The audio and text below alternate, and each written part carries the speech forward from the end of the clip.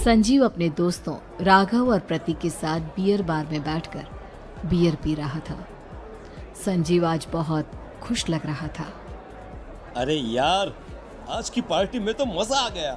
तुम दोनों दोस्तों के साथ तो मेरी जिंदगी इतनी अच्छी है कि क्या बताऊं कितनी अच्छी है। अरे भाई, अब दोस्ती की है तो जीना मरना सब साथ में। हाँ अरे अरे यार सुनो, जल्दी से एक बियर और ऑर्डर करते हैं ना, एक आखिरी, और उसके बाद ये जश्न यहीं खत्म हो जाएगा।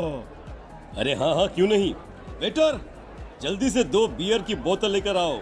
आज मेरे दोस्तों को जश्न मनाना है, क्यों? इतने में वहां पर एक बहुत सुंदर लड़की छोटे छोटे कपड़े पहनकर हाथ में बियर की बोतल लेकर उसके पास आती है। ये लीजिए, आपने बियर ऑर्डर की थी ना, मैं लेकर आ गई। क्या बात है यार, इस बार की वेटर तो बड़ी सुंदर है। अब बियर लेकर आई हो तो अपने हाथों से ही पिला दो ना। हाँ हाँ, क्यों नहीं, जैसा आप बोलोगे मैं वैसा ही करूँगी। क्या बात है यार, अब तो लगता है रोज यहीं आना पड़ेगा। उसके बाद वो लड़की उन तीनों को बियर सर्व कर देती है।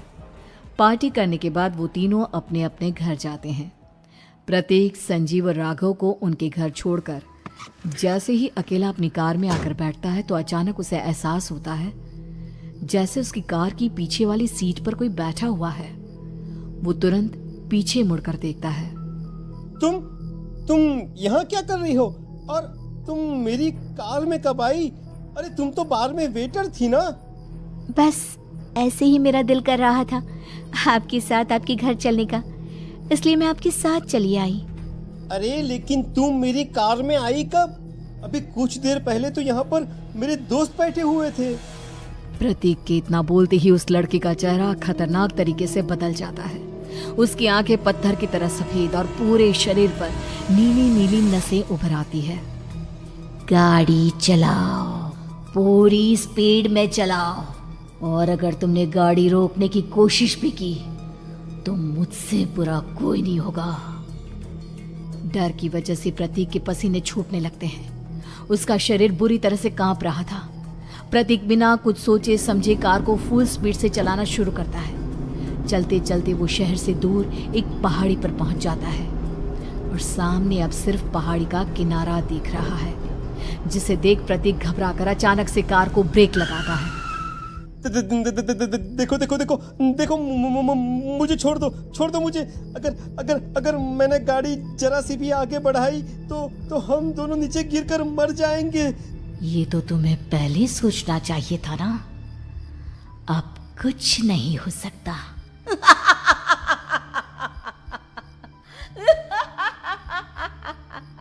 छोड़ दो मुझे। नहीं प्लीज मुझे छोड़ दो। प्लीज मुझे जाने दो। छोड़ दो मुझे। गाड़ी आगे बढ़ाओ। और तभी अचानक से बिना प्रतीक के स्टार्ट किए उनकी कार आगे बढ़ती है और गहरी खाई में गिर जाती है। उसके चीखने की आवाजें चारों तरफ सुनाई देती है।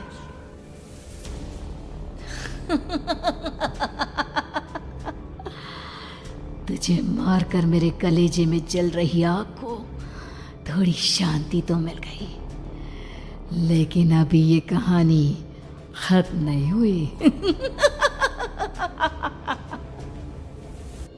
और फिर अगले दिन राघव और संजीव को पता चलता है कि प्रतीक की पहाड़ी से नीचे गिरकर मौत हो गई। अरे कल रात की तो बात है यार, हम सब बैठकर पार्टी कर रहे थे, लेकिन मेरी एक बात समझ में नहीं आ रही। राघव शहर से इतना बाहर उस पहाड़ी पर इतनी रात को क्या करने गया था?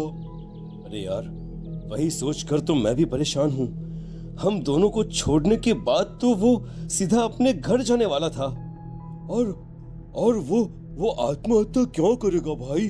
कल रात तक वो कितना खुश था, हमारे साथ सेलिब्रेट कर रहा था। हाँ, लेकिन पुलिस ने तो यही कहा है कि प्रतीक ने अपनी कार को जानबूझकर पहाड़ी से नीचे गिरा दिया और आत्महत्या कर ली। अरे यार संजीव, मेरी तो कुछ भी समझ में नहीं आ रहा है। चल ठीक है, अब मैं अपने घर जाता हूँ। Okay, bye. राघव अपने घर में अकेला था। दोपहर का वक्त था। तभी दरवाजे की घंटी बजी। कौन है? अरे 1 मिनट रुको, अभी आता हूँ। राघव ने जैसे ही दरवाजा खोला उसने देखा कि सामने एक बहुत खूबसूरत लड़की खड़ी हुई है। कौन है आप और यहाँ किससे मिलने आई हैं? देखिए ना, बाहर बारिश शुरू हो गई थी, मेरी गाड़ी खराब हो गई है। आपका घर नजर आया तो सोचा कुछ हेल्प ले लेती हूँ। क्यों नहीं, आइए ना, आइए आइए। मेरे कपड़े पूरे भीग चुके हैं, क्या आपके पास टॉवल मिलेगा प्लीज? राघव अपने बाथरूम से एक टॉवल लाकर उस लड़की को देता है। थैंक यू सो मच, अब मैं चलती हूँ। अरे इतनी क्या जल्दी है? आप चाहे तो बारिश रुकने तक यहाँ पर रुक सकती हैं। हाँ। लड़की ने पलटकर राघव की तरफ देखा। नहीं, मुझे जाना होगा, मेरा काम बाकी है। और वो वहां से चली गई। उस लड़की के जाने के बाद राघव अपने बाथरूम में नहाने के लिए गया और जैसे ही उसने बाथरूम में देखा तो उसका टॉवल वहीं पर लटका हुआ था। उसने टॉवल हाथ में लिया तो देखा कि उसका पूरा टॉवल खून के धब्बों से सना हुआ है। अरे अरे ये क्या? ये टॉवेल तो मैंने उस लड़की को दे दिया था। ये वापस मेरे बाथरूम में कैसे आ गया? और इस पर ये खून के धब्बे कहां से आ गए? राघव ने आईने में देखा तो उसकी गर्दन पर एक बड़ा सा चाकू का कट लगा हुआ था जिससे खून बह रहा था, जिसे देख राघव के होश उड़ गए। हाँ, अरे ये क्या? मेरी गर्दन इतनी ज्यादा कटी हुई है और मुझे दर्द भी नहीं हो रहा है। ये क्या हो रहा है मेरे साथ? राघव घबराकर बाथरूम से बाहर आया और अपना मोबाइल उठाकर उसने संजीव को फोन लगाया। संजीव जल्दी से मेरे पास आ जाओ। मुझे लगता है कुछ बहुत बड़ी गड़बड़ है, जल्दी आ जाओ। उधर से आवाज आई, लेकिन वो आवाज संजीव की नहीं बल्कि एक लड़की की थी। कुछ अजीब नहीं हुआ है, बस तुम्हारी मौत तुमसे मिलने आई थी और तुम्हें मारकर चली गई। अब तुम इस दुनिया का हिस्सा नहीं हो राघव, इसलिए तुम्हें अपनी गर्दन के कटने का दर्द भी महसूस नहीं हो रहा। नहीं, ऐसा नहीं हो सकता, ऐसा नहीं हो सकता। कौन हो तुम? तुम्हारी मौत। अब संजीव के पास खबर पहुंचती है कि राघव ने अपने ही घर में चाकू से गर्दन काटकर आत्महत्या कर ली। ये सुनने के बाद संजीव के होश उड़ गए। वो पसीने से तरबतर हो गया और एक अनजाना डर अब उसके दिल को सताने लगा। संजीव के साथ ही उसका एक छोटा भाई राजीव भी रहा करता था।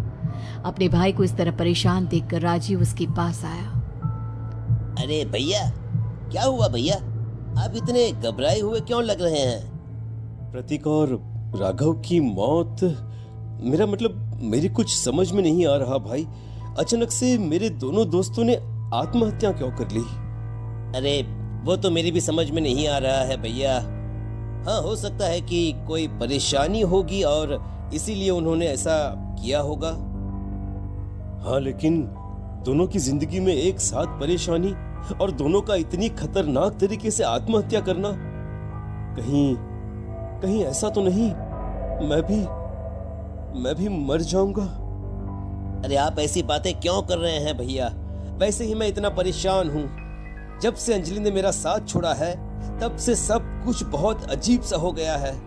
रोज रात को डरावने सपने आते हैं। ऐसा लगता है जैसे अंजलि बार बार मेरे सपनों में आकर मुझे डराने की कोशिश करती है।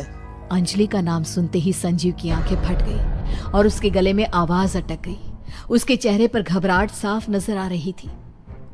कौन थी वो लड़की जिसने प्रतीक और राघव को आत्महत्या की आड़ में मौत के घाट उतार दिया?